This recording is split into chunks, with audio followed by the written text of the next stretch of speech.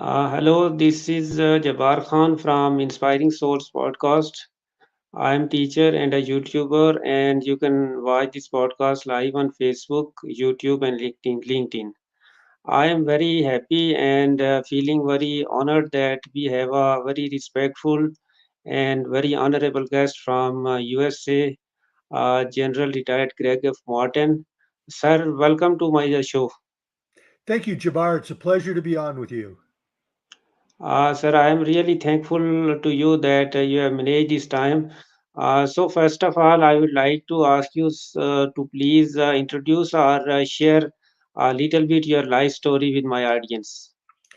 So, a little bit of my life story. I was born in Holbrook, Massachusetts, near Boston, and I grew up very, very successful as a student, an athlete, and a leader.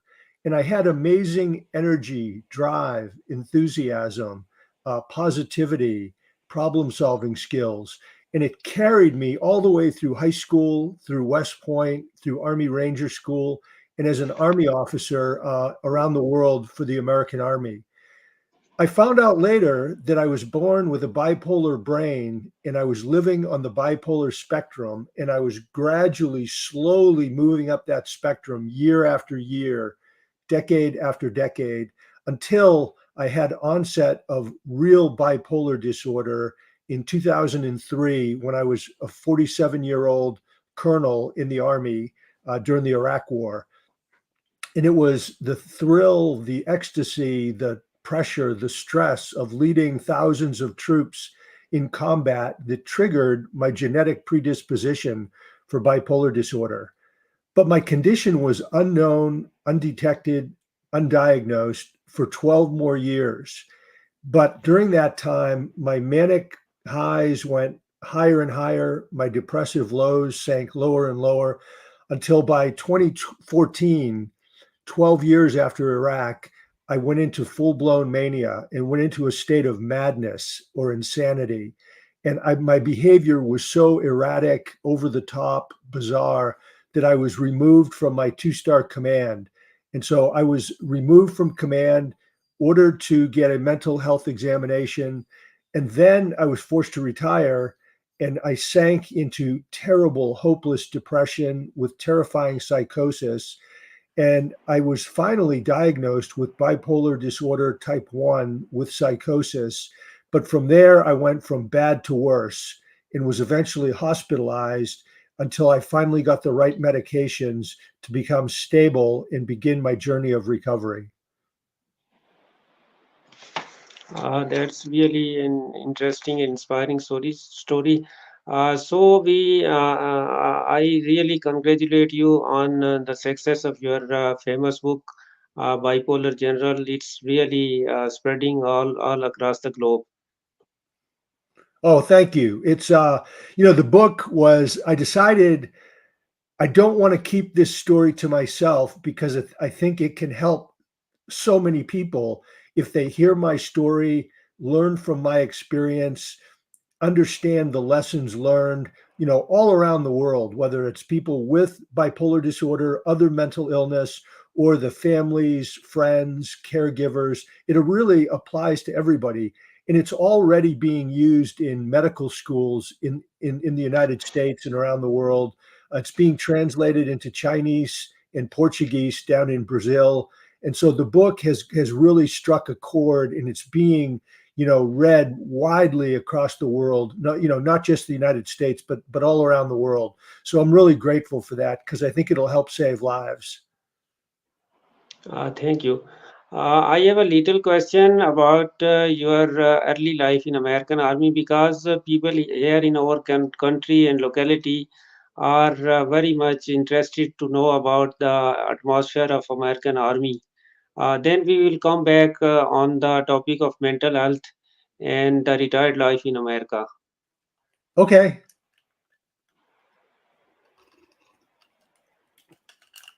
So you want to know first something about the American Army? Yes. So the American Army is, a very good, strong, motivated, well-trained, well-equipped force. Um, that is comprised of about 500,000 soldiers in the Army. There's also the Air Force, the Navy, the Marine Corps, and the Coast Guard. So altogether, it comes up to about 2 million, but there's about 500,000 in the Army. Um, the Army focuses, extremely relentlessly on its mission to be able to deploy, fight, and win the nation's wars and bring all the soldiers home alive with all their body parts still attached. Um, the tenet of Army leadership is focus on the mission, know your job, and take care of your people while doing the right thing and having high level of character and integrity. So those are sort of the main tenets of the Army. And the Army is worldwide deployable. It can be deployed anywhere around the globe in combination with the Navy, the Marine Corps, and the Air Force. So I served in the U.S. Army for 4 years at West Point, then 36 years in the Field Army. So really a total of 40 years. And I'm very grateful I got to serve in the Army.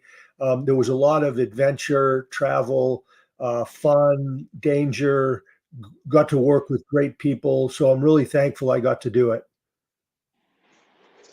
That's really interesting. So now, please tell me something about the common Americans, how they react or how they respond about the mental health or the mental health related issues. Because the countries like ours, Pakistan, India, there is a lot of problem to deal with the mental health issues because common people here think that it's not the real disease, it's just like something over clever or something like mood or temporary thing. How common people in America are aware about the mental health and how you deal with this problem? Well, the problems you described in Pakistan are similar to the United States. There's still a stigma which is based on fear and ignorance that says mental illness is not real, that it's just imagined in the mind, or it's due to a lack of character, or not trying hard enough, or the person with the disease is not a good person. We now know that that's not true.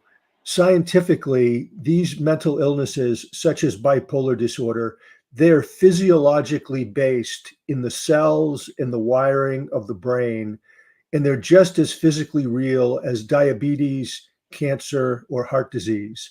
So what we're doing in America and in the armed forces is trying to teach and educate people the truth about mental health and mental illness, that it is a physical illness inside the brain that needs to be dealt with the way you would deal with any other physical illness. Like if somebody breaks their arm, nobody says, "Oh, you're just making that up, that you're imagining it."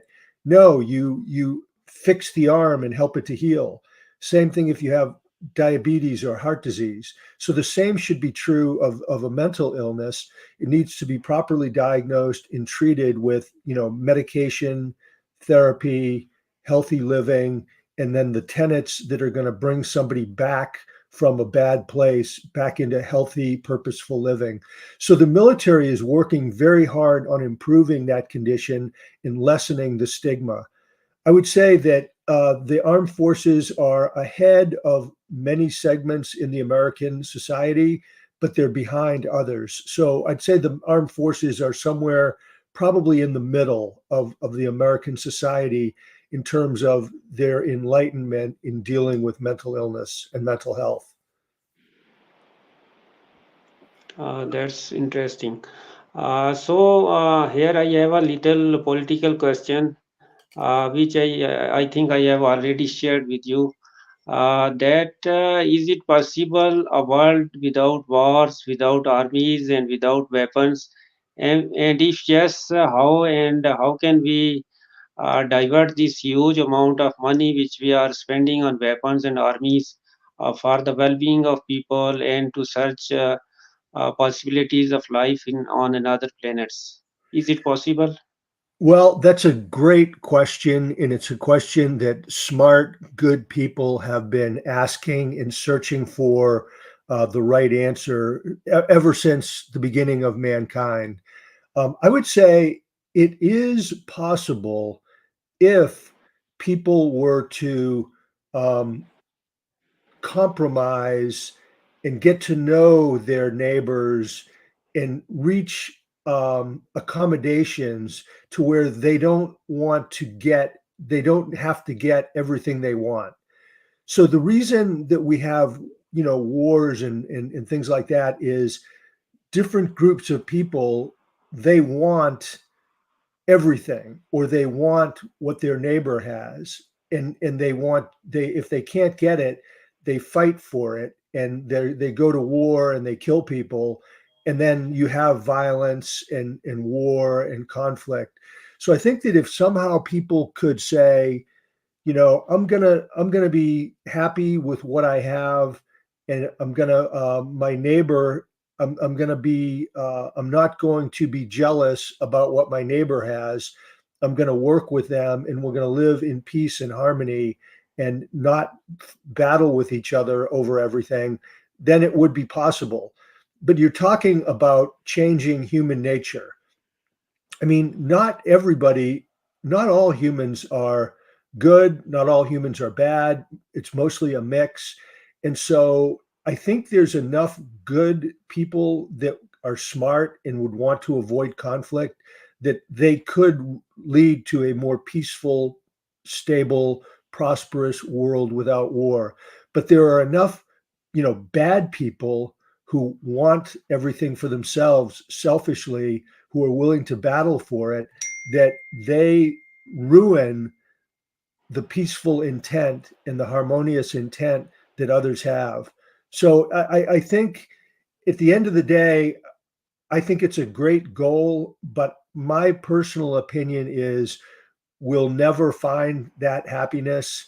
We'll never find that time without war, without conflict, because man is they're both inherently good and they do good things, but we're also inherently bad and we do bad things.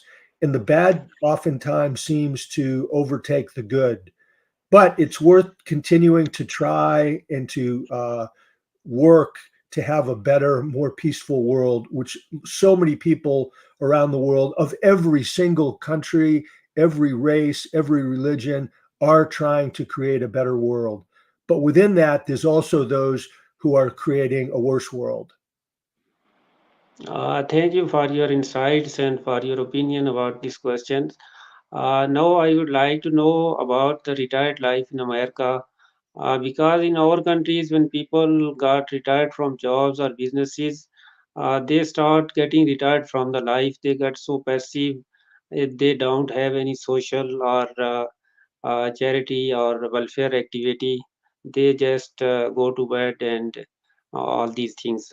So please tell me how you tackle this mental illness, or how your family and your friend circle helps you, and in perspective with the retired life of in America, how people pass their time and how much energy and activity is there in their lives.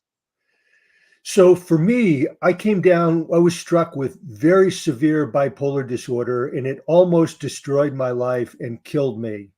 And so my strategy to live a healthy life in retirement is, number one, take my medications that give me a stable brain chemistry. Number two, visit with a therapist on a regular basis and talk about my condition, my triggers, things that anger and agitate me, things that make me happy. And I bring my wife into that conversation. Third, I live a very healthful life. So, healthy diet, plenty of sleep, plenty of exercise, a lot of water, low stress. So, those three things are really, really important for living a healthy life and in retirement and from coming in back from bipolar disorder. But there's another dimension that is important, and I call it the 5 P's. The first P is purpose. Everybody has to have a purpose in their life that drives them and motivates them. And that's especially true when you're retired, because you don't have a job. Like when I was in the Army, my purpose was the Army mission. But now that I'm out of the Army, I don't have the Army mission anymore. So I have to come up with my own mission, which for me is sharing my bipolar story to help stop the stigma, promote recovery, and save lives. So that's my mission. And I do it by speaking, writing, and conferring. So, number one, the retired people get a purpose. Number two, develop a network of happy, healthy, energetic people who lift your spirits and make you happy and want to be alive, that you can be with and enjoy yourself. That's really important. The third thing is to live in a place that you want to live, that makes you happy, that enables you to do the things and have the hobbies and the activities that you want to do that make you happy and lift your spirit. The fourth thing for somebody recovering from mental illness or retired is perseverance. You have to have the will to win, the will to succeed, to never give up, to keep fighting, because you're going to have setbacks and you need to come back from them. And then the final P is presence. And what presence is having the ability to get outside of your own head and objectively think about your own thinking. And the word for that is metacognition, thinking about your own thinking. And it's important because a lot of times our own thoughts can trap us and they can lead us astray and delude us. So that's why it's important to be able to think about our own thinking clearly. That's really a great response. My another question is also about the mental health. I think that in the countries like USA and the developed world, Europe and Australia, they may have some sport groups. There are some. Are there some sport groups or to help people emotionally, mentally, and morally? Are there some sport groups, or you people only depend on medication? There are support groups. They're widespread. There's many of them.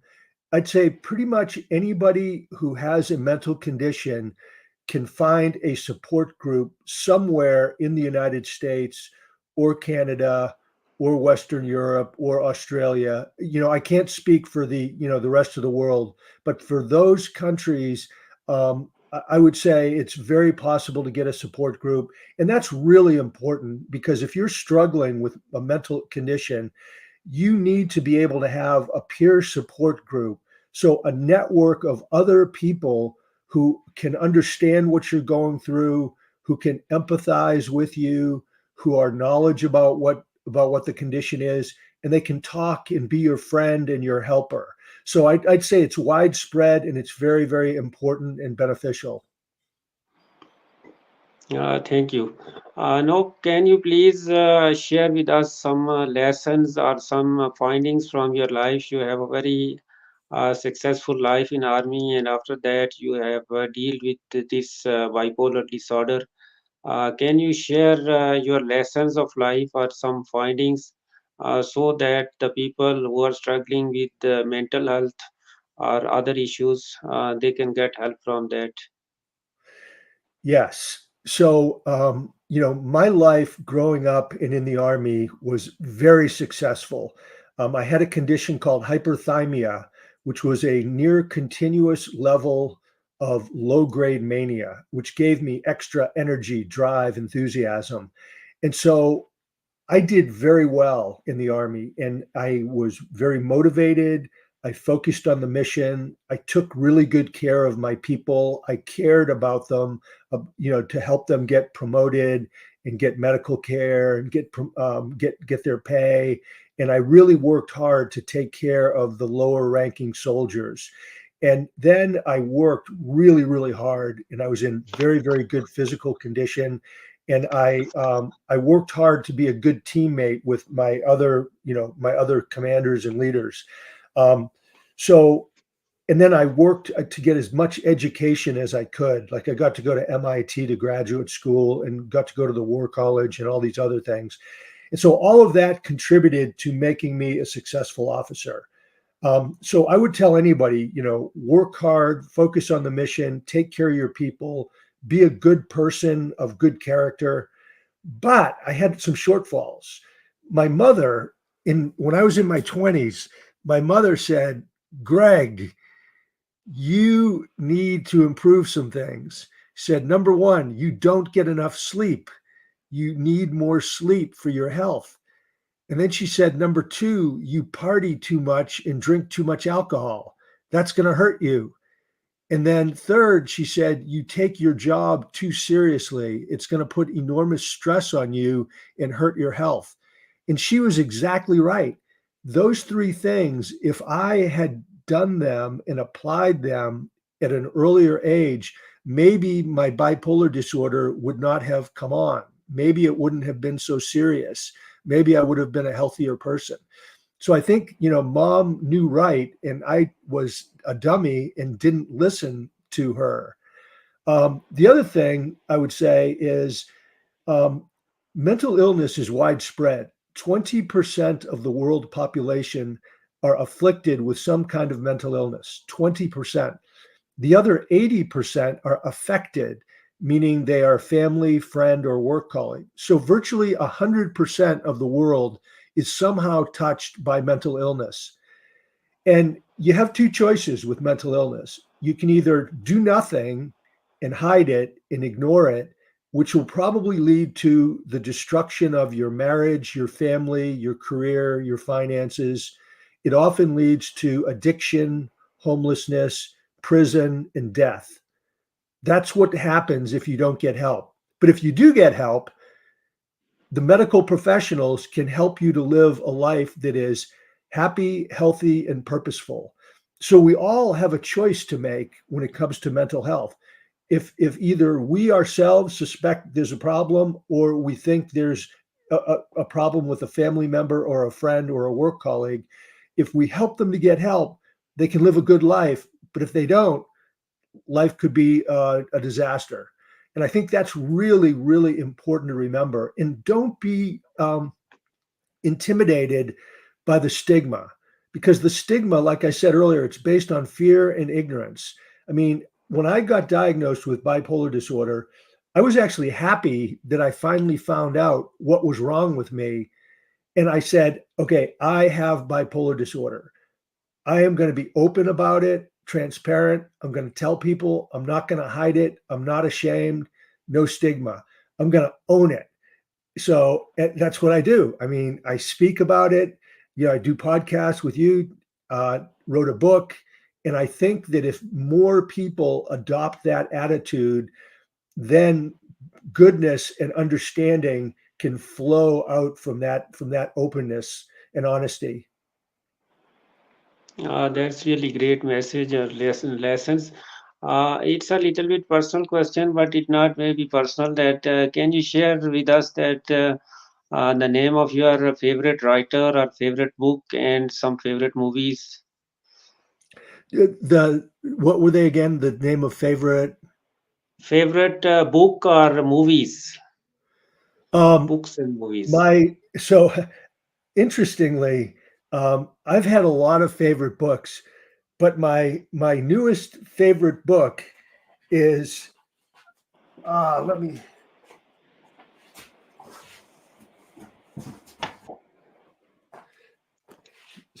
so this is actually my new favorite book, The Bipolar General, My Forever Bipolar War with Mental Illness. General. And I don't say that just because it's my book and I wrote it. Um, it basically captures my life story and the mental illness story and the recovery and the lessons learned, and it gives inspiration. And it's totally open, honest, candid, raw. It's People describe it as terrifying, inspiring, educational.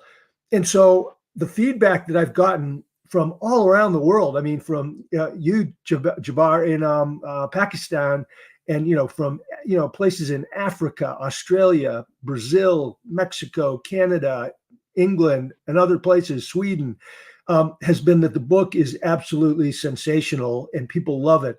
So I put it at the top of my list because I think it's going to really do a lot of good to help save lives. So that's my number one book. Now, my number one movie. I've had a lot of really great movies, but my book is going to be made into a movie, and so then that will be Bipolar General will be my favorite movie too once it gets made. That's really interesting. That's really interesting. I will surely manage time and other arrangements to read your book as soon as possible. At the last, again, if you would like to share something about mental health or any other issue, and which would you like to share to the people of Pakistan and India? So you have the stage and you have the time, you can share. Okay, thank you. Um, I would say no matter how bad your condition is, if you are in the depths of depression, if you're suicidal, remember there's always hope. You can always get better. So you have to believe it and connect with people who can help bring you up. So I thought I wanted to die. For 2 years, I wanted to die, and I never thought I would get better. But people, my wife and an army battle buddy and some others, they came around and they helped lift me up and get me into a good hospital that really helped to save my life. So I think that's number one. Number two, so hope and surround yourself with people, and then learn about whatever your condition is. If it happens to be bipolar disorder or depression or whatever, learn as much as you can about it. And I'd like to give some resources that you can take a look at. Number one, my book Bipolar General. There's another really good book written by uh, uh, Nasir Gami. He's a professor at Tufts, and it's called A First Rate Madness: Uncovering the Links Between Leadership and Mental Illness. Fantastic book. A third book I recommend is by Sarah Schley, and Schley is Schley. It's her memoir about living with bipolar disorder type 2. I have type 1, she has type 2. And out of her book, we're producing a documentary film about bipolar disorder. In the film, you can look at online. It's called Brainstorm. Her book is called Brainstorm, but the film that'll come out next year, it's called brainstormthefilm.com. So BrainstormThefilm.com, brainstormthefilm.com. Um, Another thing you may want to check out, there's a company called, they're called grithope.com, grithope.com. And they are a private company that works around the world, but largely with the US military, the Veterans Affairs, universities, hospitals, companies, and they specialize in resiliency and mental toughness and mental health. They're worth checking out. And then lastly, there's a little startup company at the University of Illinois called BiAffect, and it's BiAffect.com,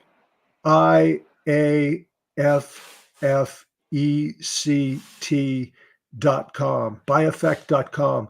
And the professor is a genius. And what she's done is created special little keyboards that can go inside your iPhone, and they can track and monitor moods, mood swings, mood fluctuations, and they can really help to get early warning on mood swings into mania or depression having to do with bipolar disorder.